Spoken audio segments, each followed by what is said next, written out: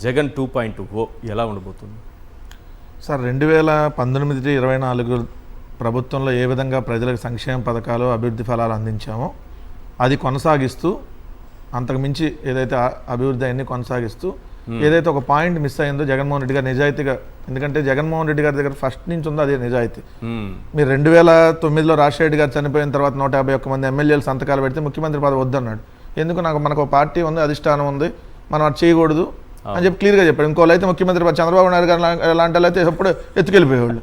2014లో మేము ఓడిపోయామంటే జగన్ గారు నిజాయితీ వల్ల ఓడిపోయాం. ఎందుకు? రైతు రుణమాఫీ చేయలేము, డ్వాక్రా రుణాలు మాఫీ చేయలేము, ఏం చేయలేము, అవి సాధ్యపడం అన్నాడు. 2024లో మేము ఓడిపోవడానికి కూడా అదే బేసిక్ కారణం. ఎందుకు? చంద్రబాబు నాయుడు గారు నిన్ను ఇస్తానంటే మా నాయకులు కూడా చెప్పారు, అన్న రైతు రుణమాఫీ చేద్దాం, ఒక 50,000 చెప్పండి, బడ్జెట్ ఎక్కడ ఉంది అన్న, చేయలేము, ఇప్పుడు మనకున్నది ఇదని విత్ ఫిగర్స్ అండ్ డేటా చెప్పాడు. సో ఏది నిజాయితీగా, అది కూడా ఇప్పుడు 2.5 ఏళ్ళు కోవిడ్ సార్. అసలు ఈవెన్ బంధువులు కలిసే పరిస్థితి లేనప్పుడు ఆ టైం అంతా దానికి సరిపోయింది.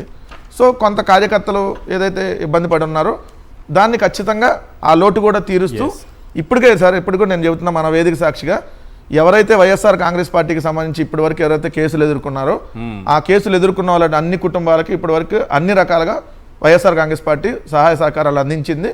ఇంకా ఎవరన్నా అట్లాంటి ఎదుర్కొన్నా ఖచ్చితంగా మీరు మీకున్నటువంటి నాయకుల దగ్గరకు తీసుకొని వస్తే వాళ్ళకి పార్టీ అండగా ఉంటుంది, భవిష్యత్తులో కూడా అండగా ఉంటుంది. ఎందుకంటే జగన్మోహన్ రెడ్డి గారు కార్యకర్తలు, మాది నాయకులతో ఏర్పడిన పార్టీ కాదు. మా నాయకుడు ఒక్కళ్ళే జగన్మోహన్ రెడ్డి గారు, మిగిలిన అందరు కార్యకర్తలే.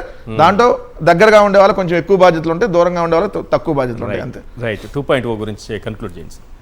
2.0 అంటే ప్రజాస్వామ్యంలో 5 సంవత్సరాలు ఒక అవుట్ ఆఫ్ ద బాక్స్ రాజకీయాలు చేసి చూపిస్తే ఏ సంక్షేమం ప్రజలకి, ఇందాక ఎంతసేపు మనం నెరేట్ చేసుకుందంతా అదే.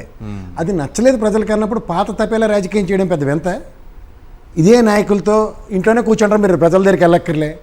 సంక్షేమం ఈ వాలంటీర్ల బదులు కార్యకర్తల కోసం పనిచేయాల్సిన అవసరం కూడా ఉందని గుర్తించినట్టేనా? ఖచ్చితంగా సార్. ఇప్పుడు కార్యకర్తల సమూహమే ఒక పార్టీ. కార్యకర్త అనకన్నా కార్యకర్తలు కూడా గుర్తింపు ఎక్కడి నుంచి వస్తుందంటే ప్రజల దగ్గర నుంచి వస్తుందని మనసా వాచా కర్మ. ఇప్పుడు మీకు ప్రజానాయకులు అంటే ఎవరు అనుకుంటారు సార్? ఓ రామారావు గారు, రాజశేఖర రెడ్డి గారు, ఒక జగన్మోహన్ రెడ్డి గారు, మీరు ముగ్గురిని చూడండి. ప్రజల నుంచి వాళ్ళకి పడుతున్న కష్టాలకి, ఆ మానసిక సంఘర్షణకి సొల్యూషన్ ఇచ్చేవాళ్ళు. సో ఎప్పుడైతే ఆ సొల్యూషన్ ప్రాస్పెక్ట్లో నేనైతే ఇది చేయగలను, నాకు ఏవైతే పరిమితులు ఉన్నాయో ఆ పరిమితులకు తగ్గట్టుగా ది బెస్ట్ నేను ఇస్తానని ప్రూవ్ చేసి చూపించాడు. ఇప్పుడు దానికి మూలంలో ముసలం వచ్చి బటన్ నొక్కితే అయిపోద్ది దాని దగ్గర. ఏ ముసలాలు కూడా నొక్కలేస్తుంటే